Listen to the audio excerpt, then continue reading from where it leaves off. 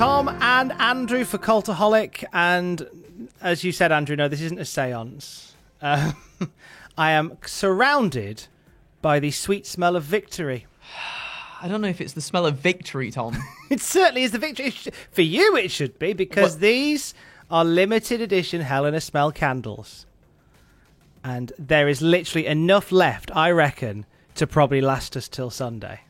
Ooh, you better get on it then, eh? So if you want to get on it, and do you know what?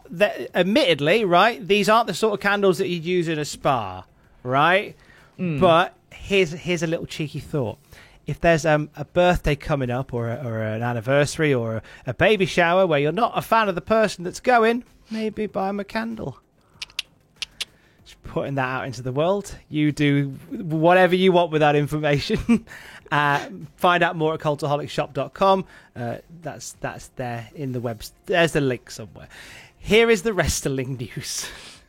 A released WWE star takes a shot at the constantly weird WWE booking. Indie talents are making their NXT debuts. We'll tell you who in a moment. And a former star of the Ruthless Aggression era says WWE wants them back. Find out who in a little bit. Just a short while ago, Lana's conversation with Chris Jericho on Talk is Jericho dropped, as the kids say. And Lana said she would be talking about her time in WWE when the time is right. I guess the time is in front of the Ayatollah of rock and roller. And it was in this interview she talks about finding out that she was losing, she was getting released. And she said that she kind of always half expected this time to come, which is why she was only renting a home near WWE's Thunderdome. And she said that when the call came, she thought it would be about something else from John Laurinaitis. Turned out it was John Laurinaitis basically activating her 90 days, and she said she felt relief from it. And it's a sad state of affairs, isn't it, Andrew, when someone says that they felt relief when they are let go from a job like that? Oh, without a doubt. But then also, I guess that goes to tell you about the company as well. If someone feels like this is a thing that's coming, that's surely not a nice thing for people to think about when they're in a works position, you know? It's quite sad for them. Talking of that work position, it's during this interview that she talks about the consistently weird booking that she endured during her time in WWE. This is a quote from Lana on Talk is Jericho. She says, "We were supposed to do on Monday's Raw and a SmackDown afterwards, and then the following day a Raw and a SmackDown afterwards. One time, I was there for 19 hours to do a 60-second backstage bit. I'm not even kidding. It's insane." Yeah, rewrites. One time, Natty and we did this whole segment with Mickie James, and they debuted Chelsea Green. I was managing Natty. It was the first time I was managing her. Chelsea was supposed to debut with Mickie. We did it all. We went home, and I'm in bed. We get the call from one of the writers, and they're cutting it. Vince looked at it and said, "No, cut the whole thing." And we had to go back to film another backstage bit. All of it again. Chelsea didn't debut. It was just consistently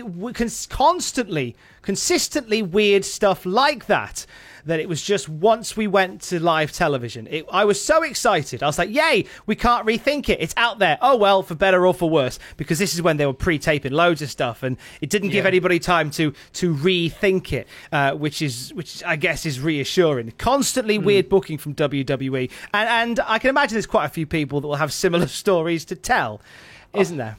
Yeah, without a doubt. I mean, just that. I obviously that whole period is they have to think on the fly, and I get that as well. And that's a lot of stress for both the people backstage doing all the writing stuff, and then also for the talent as well. But I feel so sorry for the people that had to wait 19 hours there just to do a 60-second backstage bit, only to be told, "Oh no, that's scrapped. Come in, we're going to do it again." Like that must be heartbreaking for people like that. And yeah, I feel for her, because I think that she really started to progress and pick up as she was allowed to, as much as she was allowed to on camera as well. And yeah, it's such a shame, but I mean, all the power to her for actually going and doing that again. Bless her. She really put the work in. constantly and consistently weird WWE. As they let go more talent coming through the door, some indie stars making their debut for the company over the next week or so. We've got the breakout tournament in NXT, which is filtering over to 205 Live tonight. We're going to see Guru Raj, who we last saw as part of WWE Superstar Spectacle, the show for India, in a losing effort to Finn Balor. He's in the tournament. He's facing debuting Andre Chase, formerly Harlem Bravado from Evolve. A lot of Evolve talent that are just on the periphery right now, making their debut for the company. Also from Evolve, Joe Gacy is stepping in. He will be competing in a qualifier against Desmond Troy. Desmond Troy, known to people who've watched Raw during the pandemic era as Denzel Dejournette. He turned up on quite a few episodes of Raw as enhancement talent and a few episodes of NXT as well. It could be his time to quite literally break out. There's a really strong name now officially confirmed for NXT UK, isn't there, Andrew? Oh my goodness, there is, Tom. Oh my goodness. So Bea Priestley has officially joined WWE NXT UK. During last night's show, the news was confirmed in a new video package where she revealed her face, and she said she travelled the world and was always destined to end up in the greatest women's division in NXT UK, which is really, really cool. I am so excited for this, Tom. There is some big matches that Bea Priestley can have as part of NXT UK. Obviously, these promos running for a week or so where we've seen like a suitcase and a briefcase and a pen and some hands. But it was only last night that we actually saw the face of Blair Davenport. Of course, nudge, nudge, wink, wink. Bea Priestley, and she's now part of NXT UK's really expanding women's roster. It's NXT UK. It continues to be a consistent force in WWE. The other day, I watched last week's episode. I'm about a week behind. I'm catching up. I know the results because it's my job, but I don't always watch them. So I'm a week behind NXT UK. Please watch Rampage Brown versus Joe Coffey versus Ilya Dragunov in a triple threat match. Oh, it's good. It's sad that a lot of people, I think, sleep on NXT UK because I'm in the same boat as you. I love it. I love watching it every week. I think it's so good. And the women's roster in NXT UK, I genuinely think is the best women's roster in WWE as a whole. There's so many good talents, and I hope we actually get to see them cross over into the American brand as well. That would be really, really cool. That would be lovely to see. Some real back and forth between both of those brands there. We move from current era to the ruthless aggression era for our final story of the day. When I say ruthless aggression, of course, you think Renee Dupree, who had a breakout time during the Ruthless Aggression era, part of La Resistance, who made their debut in South Park. And from there, he had a solo run in 2004, feuding with John Cena in 2004, which is high praise indeed. Inventor of the French tickler, not the prophylactic, stop being rude, but the special dance that Taz used to love to pieces on commentary.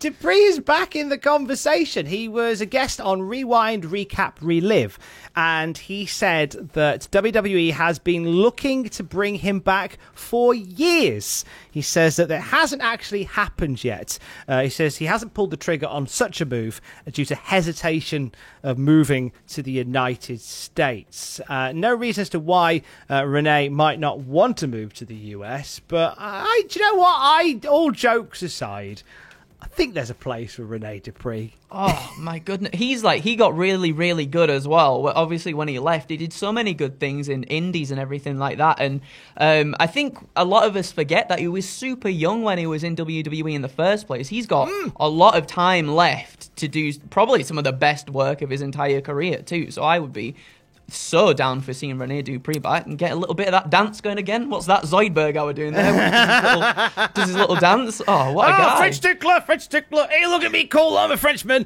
That's Taz on commentary. Just a gift across the decades. But we'll see. We'll keep an eye on whether Renee makes a move to WWE. As you say, he was young when he was there, because 19 years old, I think, when he was feuding with John Cena, around that age. So plenty to offer. No news on whether Fifi would come with him, though. I think that's a whole different deal to negotiate, I would imagine. Probably much more money for that as well.